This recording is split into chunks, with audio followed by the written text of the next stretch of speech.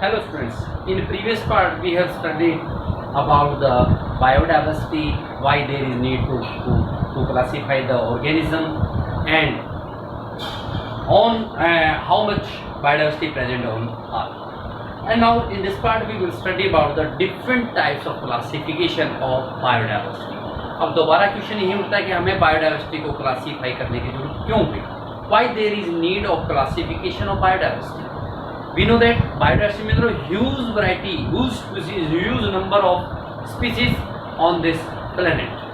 We can't study easily in a group of in groups.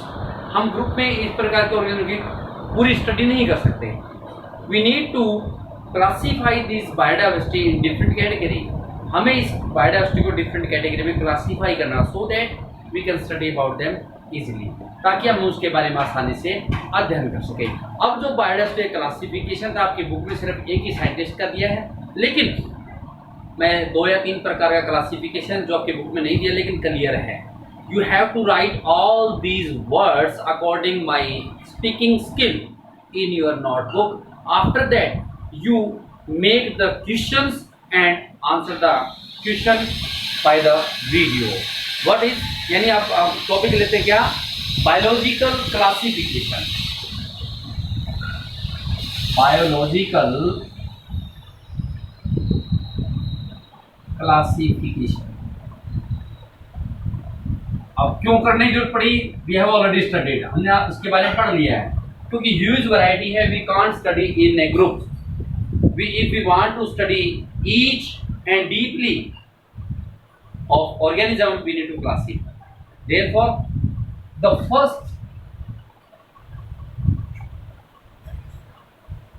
classification of biodiversity was proposed by Aristotle. Firstly जो organism का classification किया किसने किया? Aristotle ने. उसने क्या किया? आपकी बुक कहती है इनको 2 बेस में बांट दिया कि उनके लिविंग हैबिटेट के बेस पे, मतलब कहाँ रहते हैं, टेरेस्ट्रियल है या वो एक्वेटिक हैं, जमीन पे रहने वाले हैं या पानी पे रहने वाले हैं. उसने इस बेस पे बांट दिया था. ये भी बात ठीक है, लेकिन देखिए बेटा, पानी में रहने वाले क्या सारे जीव एक जैसे होते हैं? जैसे व्हेल है, शार्क है, स्टारफिश है, ऑक्टोपस है, कॉरल्स है, सभी डिफरेंट होते हुए हम उसको एक में तो कैटेगराइज नहीं कर सकते.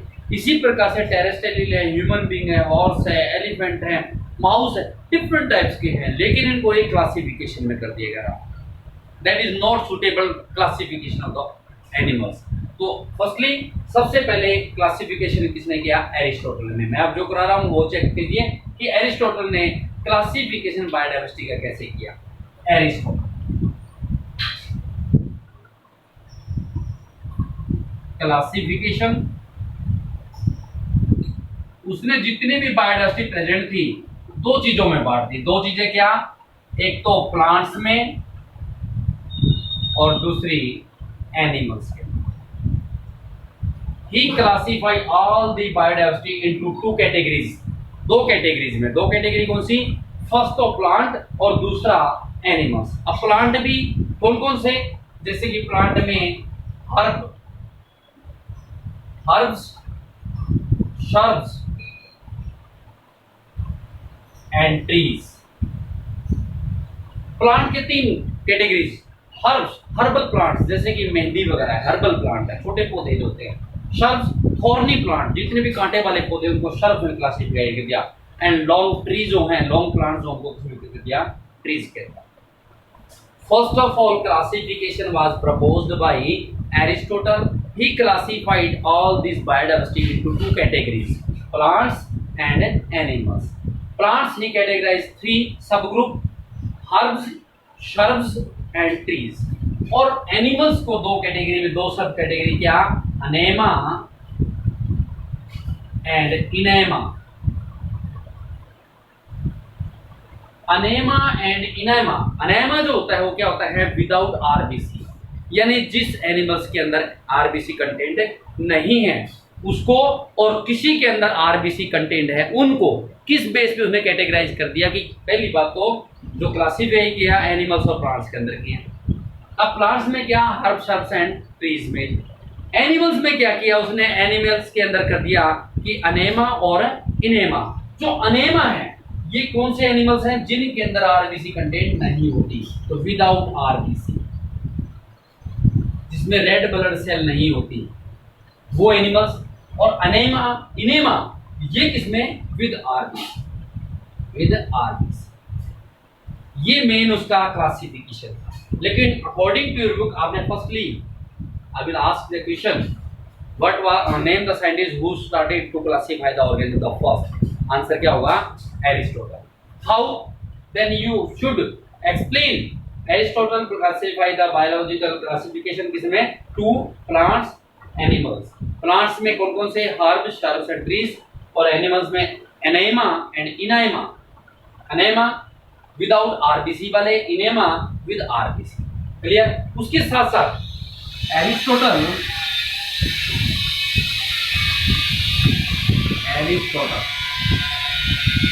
classified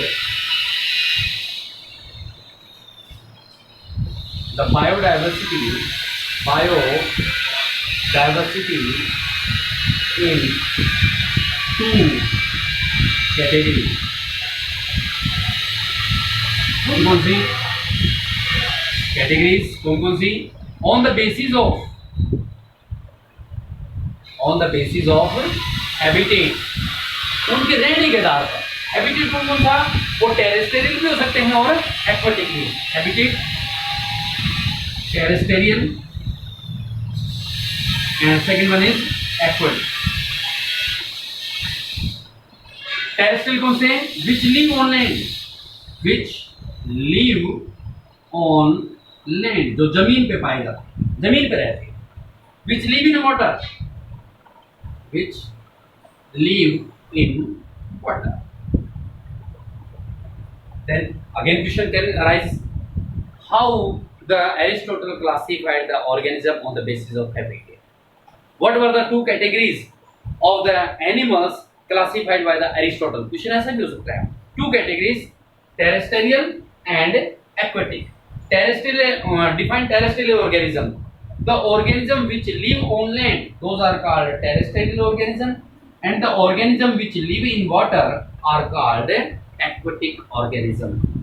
Every time, after every topic, you have to make the questions and solve these questions from this video. आपने हर पार्ट को क्वेश्चन बनाना। जैसे टेरेस्ट्रियल ऑर्गेनिज्म कौन से होते हैं, वो ऑर्गेनिज्म जो लिव ऑन लैंड, जो जमीन पर पाए जाते हैं, जमीन पर रहते हैं, उनको terrestrial. Define the aquatic organism, the organism which live in water, those are called aquatic organism. This was the first classification. उसके जस्ट बाद थोड़ा सा डीपली चलते हैं। दूसरा, दो कैटेगरी में क्लासिफिकेशन इस साइंटिस्ट के बाद एक और आया जिसका नाम था कैरोलस लीनियस। इसके बाद दूसरा साइंटिस्ट आया कौन सा, Carolus Linnaeus.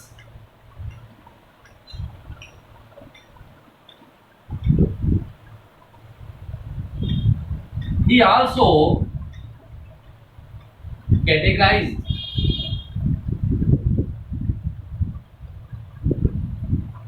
the biodiversity in two categories. इसने भी दो कैटेगरीज में किया, कौन कौन सा, प्लांट और एनिमल। लेकिन किस बेस पे, क्या मोड ऑफ लोकोमोशन, क्या वो गति करते हैं कि नहीं करते हैं, मोड ऑफ फूड, भोजन खाते हैं कि नहीं खाते हैं, सेल वॉल प्रेजेंट है या नहीं। Categories plants and animals. उसने भी, कैरोलस लीनियस ने भी बायोडाइवर्सिटी को दो क्लासिफिकेशन में किया गया। तो आप कह सकते हैं how much categories classified, how much categories are prepared by the Carolus Linnaeus of biodiversity to plants and animals. अब उसके बेसिस क्या है, किस बेस पे उसने प्लांट एनिमल को कैटेगराइज किया। ही क्लासिफाइड the organisms या biodiversity on the basis of mode of nutrition, भोजन ग्रहण करने के आधार पर खाते हैं या नहीं खाते हैं। दूसरा है लोकोमोशन, वन प्लेस से अनदर प्लेस पे ट्रांसपोर्ट होते हैं या नहीं होते हैं। एक होता है मूवमेंट, चेंज इन पोस्चर, जैसे हम हाथ को हिला रहे हैं, हाथ हिल रहा है लेकिन हाथ अपना स्थान चेंज नहीं कर रहा, उसको कहते हैं मोशन। एक होता है लोकोमोशन, जिसमें प्लेस चेंज हो, वन प्लेस से अनदर प्लेस में ट्रांसफर हो, उसको बोलते हैं लोकोमोशन। तो लोकोमोशन करते हैं या नहीं करते हैं, एनिमल लोकोमोशन करते हैं, प्लांट नहीं करते लोकोमोशन। एंड सेल वॉक, ठीक है। आफ्टर दैट उसके बाद फिर अपना टॉपिक जैसे फिर अपने क्वेश्चन बनाना है। Name the scientist who classified the organism on the different mode after the Aristotle. Aristotle के बाद प्लांट और एनिमल के अंदर कैटेगराइज करना दूसरा साइंटिस्ट कौन सा था? Carolus Linnaeus. What were the basic classification characteristics of the Carolus Linnaeus? What were the basic characteristics of classification by the Carolus Linnaeus? Carolus Linnaeus के द्वारा जो क्लासिफिकेशन किया गया उसके कौन कौन से मेथड थे, कौन कौन से कैरेक्टरिस्टिक्स थे? तो क्या था? मोड ऑफ न्यूट्रिशन, दूसरा लोकोमोशन और तीसरा सेल वॉल। क्लियर? ये दो कैटेगरी। इसके बाद और साइंटिस्ट आया, कौन सा? Ernest हैकल।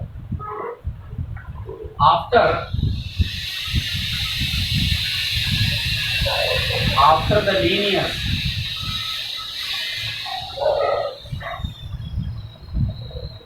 Ernest Haeckel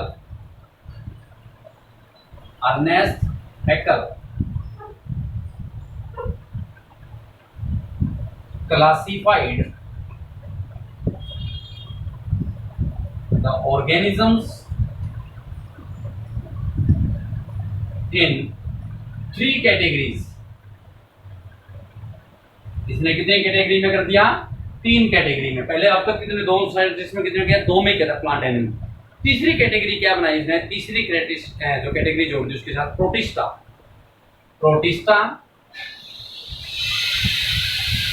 plant and animals. ये 3 कैटेगरी बना दी उसने, किसने? अर्नेस्ट हैकल ने। लीनियस के बाद अगला जो साइंटिस्ट है क्या? Ernest Haeckel. He classified the organism in 3 different categories, Protista, plant and animal. ये प्लांट एनिमल तो पीछे भी 2 थे, यहाँ प्रोटिस्टा को जोड़ दिया। प्रोटिस्टा क्या? पहली बात तो ये सिंगल सेल्ड है, यूकैरियोटिक है, हेटेरोट्रोपिक भी है और यूट्रोट्रोपिक भी है, यानी ऑटोट्रोपिक भी है। पहली बात तो प्रोटिस्टा क्या है? Unicellular.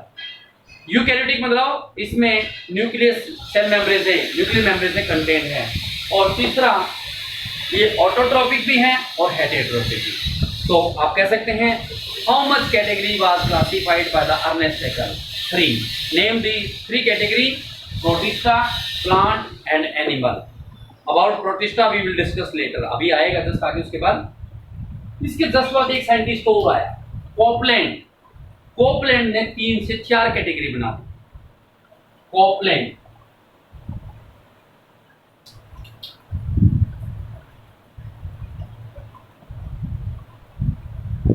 he classified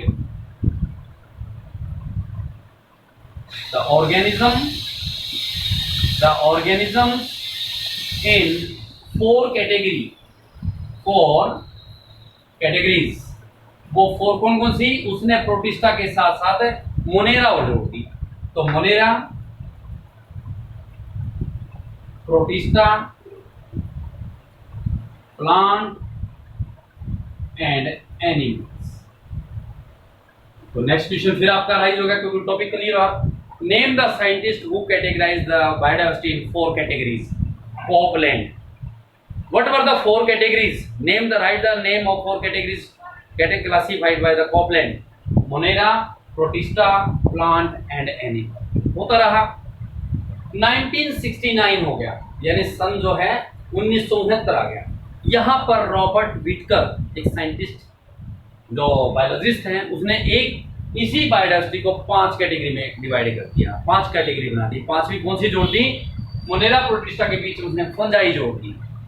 fungi in 1969, Robert Whittaker classified the biodiversity